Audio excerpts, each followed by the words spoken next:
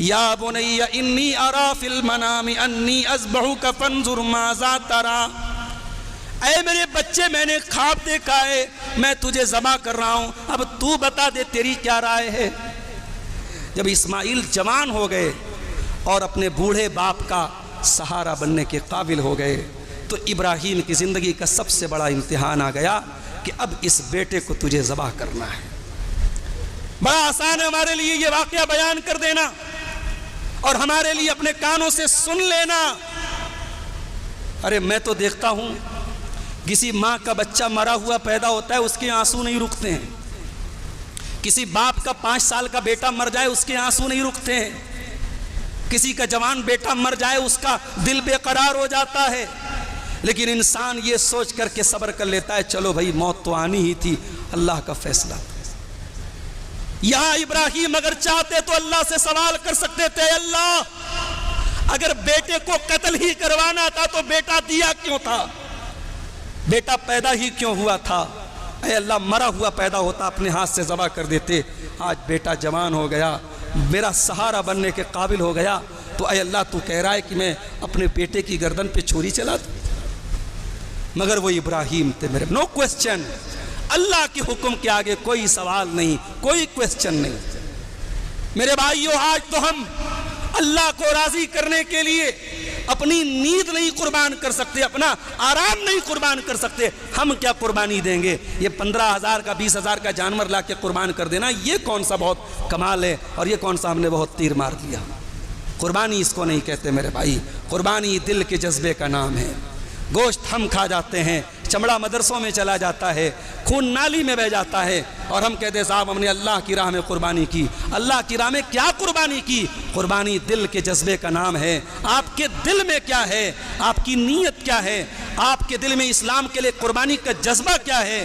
میرے بھائیوں جب بقرعید کے دن جب قربانی کرنا تو جانور کے گلے پر چھری چلانے کے ٹائم اپنی ناجائز خواہشات کے گلے پر بھی چھری چلا دینا، اپنے حرام خواہشات کے گلے پر بھی چھری چلا دینا، اپنی زندگی میں آنے والے گناہوں اور حرام عادتوں اور گندی عادتوں پر بھی چھری چلا دینا، اور نہیں چلا سکتے تو ہماری اور آپ کی قربانی محض ایک ڈھکوسلا ہے اور اس سے زیادہ کچھ نہیں ہے۔ ابراہیم کو اللہ نے حکم دیا جاؤ بیٹے کو ذبح کر دو۔ ابراہیم اپنے بچے کے پاس آتے ہیں، مکہ آتے ہیں، اب پتہ نہیں کتنے دنوں کے بعد آئے تھے، اب آ کر کے اپنے بیٹے سے کہتے ہیں یا بنی انی ارا فی المنام انی اذبحک فانظر ماذا ترى، اے میرے بچے میں نے خواب دیکھا ہے میں تجھے ذبح کر رہا ہوں، اب تو بتا دے تیری کیا رائے ہے۔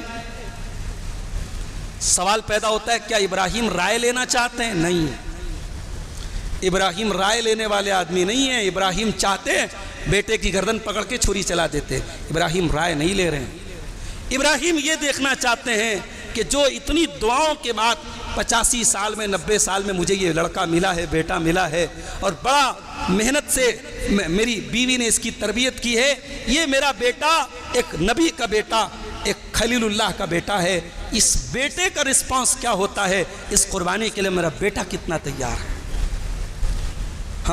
ہماری نوجوان نسل کا کوئی نوجوان ہوتا اور اس کے باپ نے اس کے ساتھ سیم یہ کام کیا ہوتا، باپ کہیں رہ رہا ہے بیٹا کہیں رہ رہا ہے، اور جوان ہونے کے بعد باپ آ کر کے بیٹے سے کہے کہ بیٹا میں تجھے ذبح کر رہا ہوں میں نے خواب دیکھا ہے، تو آج کا بیٹا ہوتا تو شاید 10 باتیں اپنے باپ کو سنا دیتا، 10 تانے دے دیتا، 10 باتیں سنا دیتا، مگر یہ اسماعیل تھا میرے بھائیوں، اس نے کہا یا ابت افعل ما تؤمر ستجدنی انشاء اللہ من الصابرین، اے ابا جان آپ کو جو حکم ملا ہے آپ کر ڈالیے، اللہ نے چاہا تو آپ مجھے صبر کرنے والا پائیں گے۔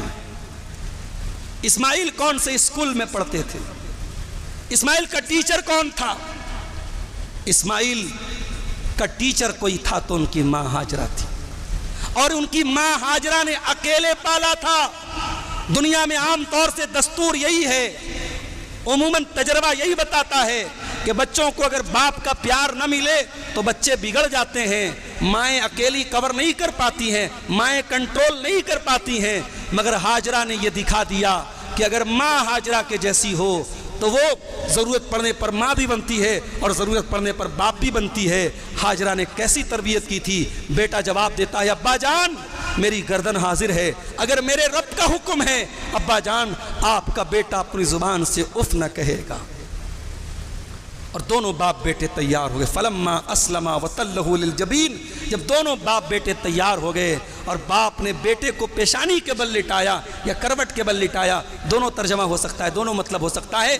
وَنَادَيْنَاهُ أَن يَا إِبْرَاهِيمُ قَدْ صَدَّقْتَ الرُّؤْيَا إِنَّا كَذَلِكَ نَجْزِي الْمُحْسِنِينَ، اللہ کی طرف سے آواز آئی اے ابراہیم ہمیں تیرے بیٹے کا خون بہانا مقصود نہیں ہے، اے ابراہیم ہم تیرے بیٹے کا خون نہیں بہانا چاہتے، ہم تو یہ دیکھنا چاہتے تھے تیرے دل میں قربانی کا جذبہ کتنا ہے، تو اللہ کے لیے کتنی قربانی دے سکتا ہے، تو اللہ کا کتنا وفادار ہے۔